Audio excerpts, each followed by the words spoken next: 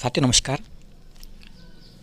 अतिथि शिक्षकों की जो रेफरेंस कोड की समस्या थी वो उसका समाधान चालू हो गया है और जो रेफरेंस कोड था वो शाला प्रभारी की आईडी पर जाने लगा है। आइए हम देख लेते हैं कि कैसे रेफरेंस कोड को प्राप्त किया जाए। सबसे पहले हमको गूगल पे सर्च कर लेना है GFMS पोर्टल, और GFMS पोर्टल पर अतिथि शिक्षक प्रबंधन प्रणाली है, उसको क्लिक कर लेना है। जैसे हम उसको क्लिक करते हैं हमारे पास एक लॉगिन का ऑप्शन आता है। लॉगिन का जो ऑप्शन है वहाँ पर हमको लॉगिन कर लेना है। ध्यान रखें कि लॉगिन हमें जो संस्था प्रमुख की आईडी है, शाला प्रमुख का जो AQ नंबर होता है उससे और उसके मोबाइल नंबर से, मतलब यहाँ पर हमको हमारा मोबाइल नंबर और आईडी नहीं डालना है। यहाँ पर हमको संकुल प्राचार्य का जो लॉगिन आईडी है, मतलब जो AQ नंबर है, उस AQ नंबर को यहाँ पर यूज़र नेम में डालना है और उनका जो मोबाइल नंबर है उसको पासवर्ड में डाल लेना है और यहाँ से लॉगिन कर लेना है।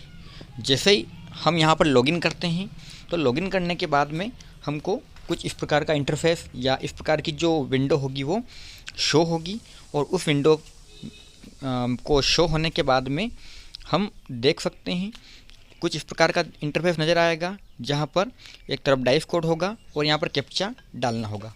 वहीं पर हमको जॉइनिंग मैनेजमेंट में जाना है और वहाँ पर जो निचले जॉइनिंग मैनेजमेंट ऑप्शन आ रहा है अतिथि शिक्षक सत्यापन का, वहाँ पर जाना है।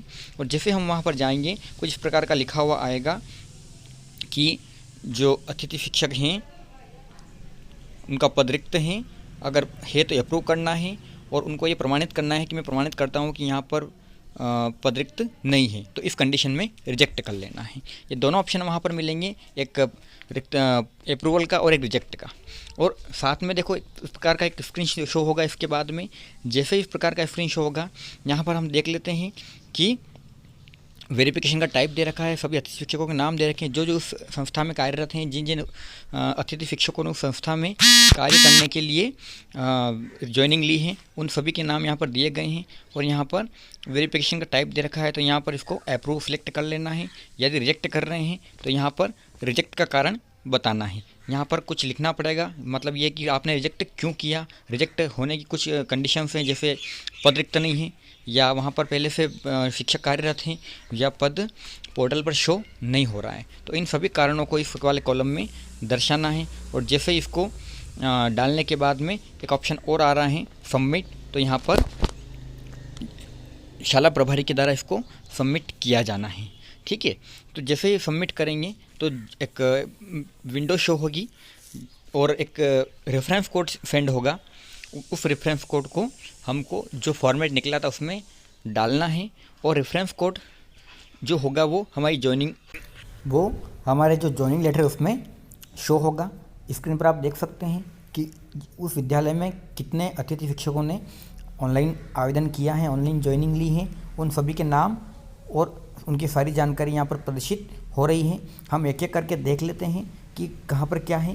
पहले वाले कॉलम में क्रमांक है, नाम है, उसके बाद में उनका मोबाइल नंबर है।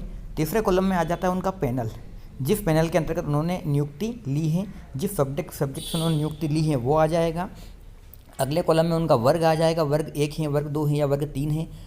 तीसरे वाले कॉलम में आ जाएगा ज्वाइनिंग डेट, जिस तारीख को उन्होंने ज्वाइनिंग ली थी। ठीक है, मतलब जिस ज्वाइनिंग तारीख को, जैसे आज का ही है तो आज इन्होंने ज्वाइनिंग ली है, तो आज 12/8/2024 का ये दर्शा रहा है। अगला वाला जो कॉलम है वो है ज्वाइनिंग रिक्वेस्ट डेट, कब इन्होंने ज्वाइनिंग की रिक्वेस्ट डाली थी। इन्होंने 7/8/2024 को रिक्वेस्ट डाली थी। अगले कॉलम में वेरिफिकेशन स्टेटस, तो ये अप्रूव का आ रहा है। यदि अप्रूव कब हुआ या वेरिफिकेशन कब हुआ, तो ये हुआ 12/8/2024।